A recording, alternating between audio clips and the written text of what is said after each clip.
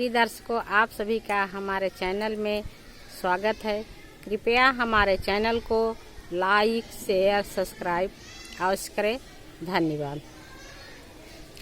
जैसे चांद्र बेदम धोती झलके, वैसे झलकत लेना। जब तक राहे बापाई तोरे देसवा, तब तक झलकत लेना। जब से आए ससुर तोरे देसवा, जारी जारी भाए कोयलिया ना। जैसे चांद्र बेदम धोती झलके, वैसे झलकत लेना।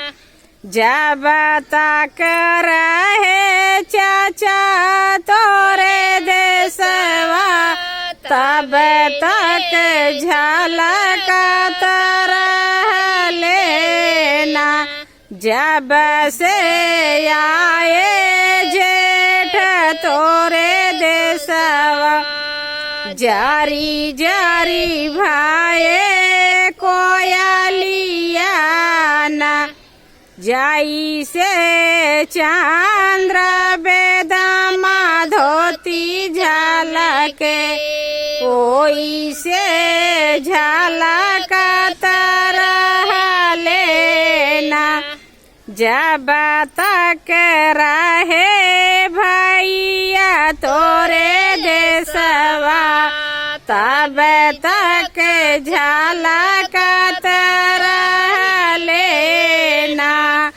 जब से आए देवर तोरे देसवा, जारी जारी भाए कोयलिया ना। जब तक रहे बहिनी तोरे साथवा, तब तक झलकत लेना।